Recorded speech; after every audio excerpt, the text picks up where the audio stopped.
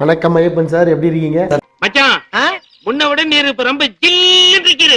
நல்லா இருக்கு. நீங்க எப்படி இருக்கீங்க? வாரியாத்தா ஊர் போய் சேர்ற வரைக்கும் மட்டும் வாயை கொடுக்காம போய் சேரணும்.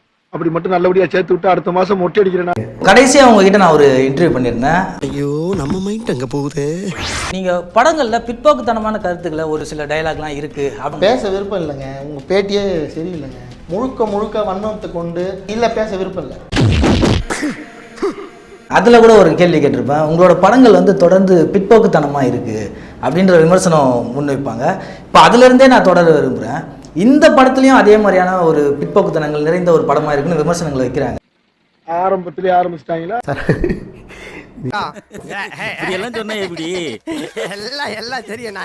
நிஜமாவே நான் ஒரு முற்போக்கு எழுத்தாளரை கூட வச்சுட்டு நான் ஒரு படம் பண்ணா கூட மோகன்ஜி அப்படின்னு டைரக்ஷன் வந்துச்சுன்னா கண்டிப்பா பிற்போக்குன்னு தான் சொல்லுவாங்க.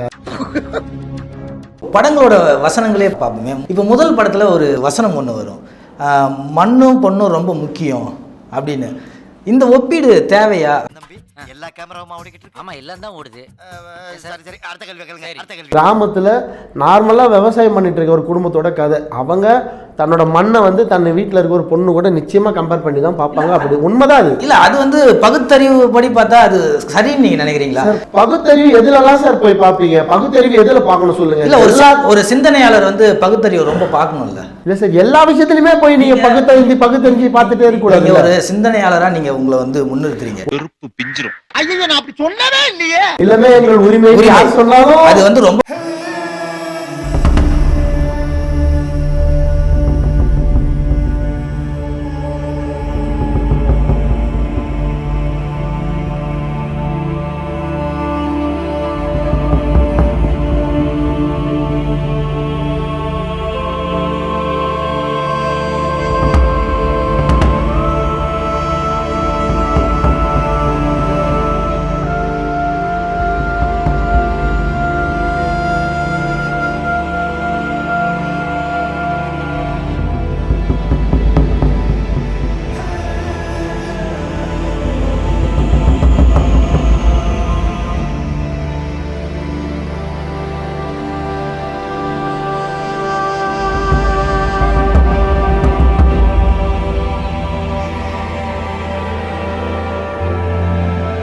மக்களும் என்ன நீங்க வந்த வன்னியர் சார்ந்து சமூகம் சார்ந்து நிறைய பேசுறீங்க, நிறைய உங்களோட கருத்துக்களை முன்வைக்கிறீங்க. இப்போ ராமதாஸ் அவர்களை நீங்கள் ஒரு பெரிய வழிகாட்டியா கூட சொல்லுவீங்க. அவரே இது வரைக்கும் இந்த மதத்தை காப்பாற்றணும்னு ஒரு இடத்துல கூட பேசினதில்லை. அந்த இடஒதுக்கீடுக்காக நீங்க பேசுறீங்க, அதுக்காக தான் நான் பேசுறேன். அப்போ வன்னியர் மக்களுக்கு பாதிப்பை ஏற்படுத்துகிற 10% இடஒதுக்கீடு குறித்து நீங்க ஏன் பேசல? குடிப்பியாடா நீ கேட்ட ஒவ்வொரு கேள்வி என்ன செருப்பால் அடிச்ச மாதிரி இருக்குடா. மாதிரி இல்ல, உண்மையிலே செருப்பால தான் அடிச்சேன். இதோட பத்தி எனக்கு பெரிய நாலேஜ் இல்ல சார். என்ன சார் எவ்வளவு படம் எடுக்கிறீங்க? இல்ல சார், அதுக்கப்புறம் தெரிஞ்சதுக்கு அப்புறம் முதல் 3 நாள்ல நான் பதிவு பண்ணல சார். அதுக்கப்புறம் போட்டிருந்தேன் இது மறுபரிசீலனை செய்ய வேண்டும் அப்படின்னு போட்டிருந்தேன். பாருங்க, நீங்க வந்து முருகன் அவர்கள் தெரியலையே, தெரியலன்னா செருப்பாலே அடிப்பண்டா. என்ன சார் எவ்வளவு படம் எடுக்கிறீங்க? பெண்களை காப்பாற்ற படத்துல ஐட்டம் சாங் எதுக்கு சார்? ட்ரெஸ் கழட்டுறது கூட நீங்க மறைச்சிருப்பீங்க. இல்ல சார், ரொம்ப நாகரிகமா தான் எல்லாத்தையுமே காட்டியிருப்போம். இருக்குதாடி எங்க தம்மா இனிக்கிற குளிப்பணியாரம் இருக்குதாடி எங்க தம்மா இசக்கு தப்பிண்ட ஊத்தாப்போம் இருக்குதாடி எங்க தம்மா இனிக்கிற குளிப்பணியாரம் இருக்குதாடி எங்க.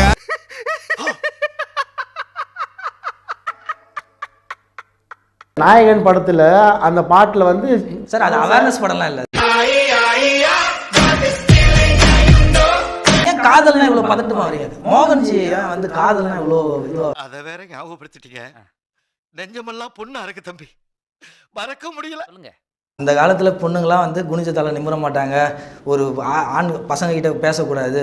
ஒரு 6 மணி ஆனா எங்க போற வெளில போவாத அப்படின்னு சொல்லிக்கிட்டே இருப்பாங்க. இப்போ இவங்கள தான் வந்து பாத்தீங்கன்னா பூமர் அங்கிள் அப்படின்ற மாதிரி இப்போ ஒரு பேர் சொல்லுவாங்க. நீங்க மோகனி பூமர் தானே சொல்லி தெரியுறீங்க. அதுதான் இப்போ என்னோட கேள்வி. மோகன்ஜி வந்து நவீன பூமரா, அவங்களுக்கு மாற்றா இப்ப வந்திருக்கிற பூமரா. ஏன்னா ப்ரொஃபைல் பிக்சர் வைக்காது. எங்க பாஷையில பூமர் இல்ல, அது டோமர். சரியா? இன்னைக்கு தான் புதுசா நீங்க வந்து அதை பூமர்னு சொல்லிட்டு, ஒரு காலத்துல நாங்க அவங்களெல்லாம் டோமர்னு சொன்னவங்க தான். சரியா? மோகன்ஜி நவீன பூமரா.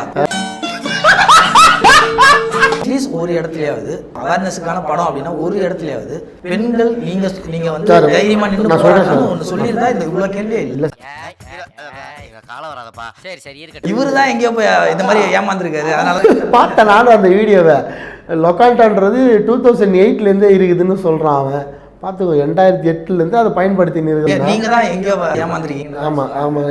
லோகேஷ் கனகராஜ் அவர் வந்து சொல்லுவார், கைதி படத்தோட கதையை வந்து நான் ஒரு பேப்பர் கட்டிங்கில் ஒரு நியூஸாக சின்ன ஒரு பெட்டி செய்தியாக பார்த்தேன்.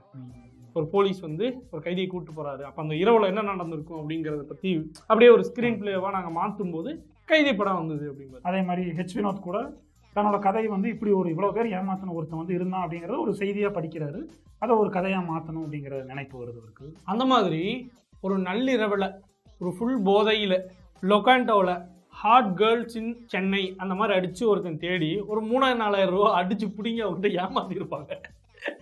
அவனுக்கு இந்த லொக்காண்டோ வந்து ஒரு வில்லனாக வச்சு ஒரு கதை பண்ணால் எப்படி இருக்கும் அப்படிங்கிற ஒரு கற்பனை இருக்கும்ல, அதோட விளைவு தான் மகாசுரன்.